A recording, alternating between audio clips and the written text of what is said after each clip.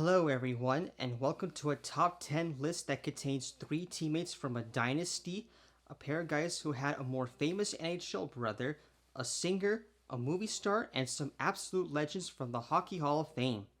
Sit back while I count down the top 10 list of the most beloved NHL hockey players who passed away in 2022. We begin the countdown at number 10 with the oldest fellow on the list. Eric Nestorenko is probably the second most loved NHL player, hailing from Flin Flon, Manitoba, with Bobby Clarke arguably being the favorite son. Nestorenko is mostly known for his time with the Toronto Maple Leafs and the Chicago Blackhawks. He was a teammate of Bobby Hull and Stan Mikita on the 1961 Chicago Blackhawks team that won the Stanley Cup for the first time in 23 years. And it would take 49 years for the Hawks to win it again. He represented the Hawks in the Stanley Cup Finals three more times, losing it in 62, 65, and 71. Nestorenko played the father of Rob Lowe's character Dean Youngblood in the 1986 hockey movie Youngblood and was credited ahead of Keanu Reeves. And he died on June 4th due to natural causes at the age of 88. Number 9 on the list is Larry Jeffrey, who played left wing on the last Toronto Maple Leafs team to win the Stanley Cup back in 1967. He scored 11 goals and had 17 assists in a year where he was plagued with injuries. In the official 1967 Stanley Cup team photo, Jeffrey is standing next to Eddie Shack and top right of future donut muggle Tim Horton. When expansion came to the NHL, Jeffrey was scooped up by the Pittsburgh Penguins and then traded to the New York Rangers for 4 players.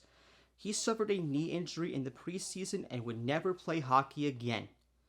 He became a farmer and had a successful cattle business in his hometown of Goderich, Ontario. Larry passed away on July 18th at home at the age of 81. We are at number 8 on the countdown of most beloved hockey players who passed away in 2022, and the first of 2 hockey players on the list with a more well-known brother. Dave Dryden was the older brother of legendary Montreal Canadiens goalie Ken Dryden and was known mainly for his time with the Chicago Blackhawks, Buffalo Sabres, and the Edmonton Oilers organizations. On March 20th, 1971, while with Buffalo, Dave squared off against his younger brother Ken. This was the first time ever that brothers opposed each other as goalies. Younger brother Ken won that first battle, and they went on to face each other 5 more times.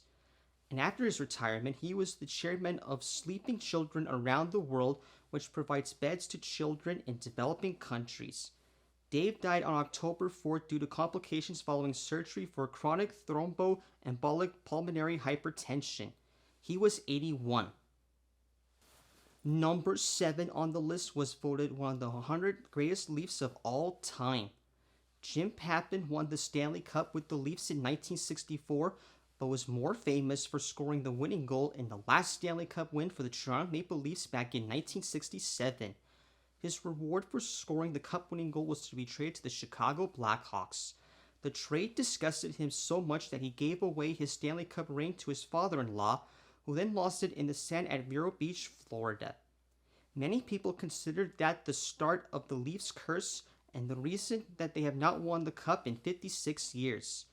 He led Chicago to 2 Stanley Cup final appearances, losing in Montreal in 71 and again in 73. Pappin died on June 29th, 2 months after being diagnosed with cancer, and he was 82 years old. Number 6 is the youngest player on the list. Brian Marchment was born on May 1st, 1969 in Toronto, Ontario. He was a member of 9 different teams, but is probably most known for his time with the San Jose Sharks and the Chicago Blackhawks. Marchment was known as a physical, hard-nosed defenseman who was suspended a total of 13 times by the league. He joined the 2000 club in 2003, and that's a club reserved for NHLers with over 2,000 penalty minutes. He is famous for a spectacular crash into the penalty box that knocked him out cold on the ice when the door was opened to let Guy Carbonneau out of the box. Despite his shortened life, he did live long enough to see his son Mason Marchment make it to the NHL, where he currently plays for the Dallas Stars. Brian Marshman passed away on July 6 due to natural causes at just 53 years old. Number 5 is Ottawa native Jean Potvin. He was one of 3 players from the 1980s New York Islanders dynasty to leave us in 2022. The former assistant captain with the Ottawa 67s has his name etched on the Stanley Cup twice during the first 2 years of the dynasty before hanging up his skates in 1981. Potsy, as he was nicknamed, was one of few players to wear a helmet when he played in the mid-70s. He was an undrafted stay-at-home defenseman with a very good shot. After winning the Calder Cup, junior hockey's equivalent of the Stanley Cup, he was called up to the NHL joining the Los Angeles Kings before being moved to the Philadelphia Flyers and then New York. He was the only New York Islanders defenseman to score a hat trick other than his younger brother, Dennis, another Ottawa 67 and Islanders legend.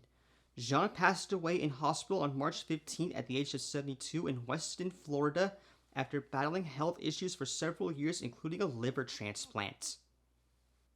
Number 4 on the list goes to Clark Gillies of the New York Islanders. He was nicknamed Jethro by teammate Ed Westfall after the lovable Big Lug from the Beverly Hillbillies TV show of the 60s and 70s. Hailing from Moose Jaw, Saskatchewan, the 6'3" left winger captained the Islanders from 1977 to 79. He was a member of the Grey Islanders dynasty that won 4 straight Stanley Cups in the early 80s. His number 9 jersey was retired by the Islanders and was elected to the Hockey Hall of Fame in 2002. On the ice, he was a physical presence who made sure no one pushed the Islanders around. He chipped in offensively with 319 goals and 378 assists for 958 games. Off the ice, he started the Clark Gillies Foundation to help children with physical or mental challenges. Clark was a caring man who wanted to help people in need, and he was unlucky enough to contract the deadliest of the digestive system cancers, namely pancreatic cancer. Gillies died after a short battle with the disease back on January 21st at the age of 67. We are down to our top 3. Although everyone on the list is beloved to hockey fans, these next 3 guys are on a whole other level. If I told you number 3 on the list was a guy nicknamed Boss, and he appeared in a famous music video in 1981, then who would you guess? This guy? Well, you'd be wrong. Mike Bossy won the Calder Memorial Trophy in 1978 as NHL Rookie of the Year when he set the then record for most goals by a rookie with 53. Bossy was perhaps the purest goal scorer in the history of the league and is the NHL's all-time leader in goals scored per regular season game. He is also just one of 5 players to score 50 goals in 50 games, and he is tied for the record in most 50-goal seasons with Wayne Gretzky and Alex Ovechkin with 9, despite playing in only 10 seasons. Back problems put an end to that streak, but he managed to score 38 goals despite missing 17 games and being forced into early retirement. Oh, and about the music video he appeared in, Bossy was one of several NHLers singing on an Ethiopian famine relief song, Tears Are Not Enough by Northern Lights. Mike Bossy passed away on April 15th due to lung cancer. Number 2 on the list is a Toronto Maple Leafs legend.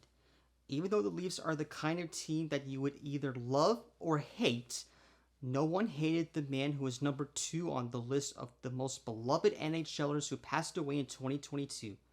Boreas Salming played some defense for some terrible Leafs teams from 1973 to 1988, but was every bit as popular as teammates Daryl Sittler and Lanny McDonald.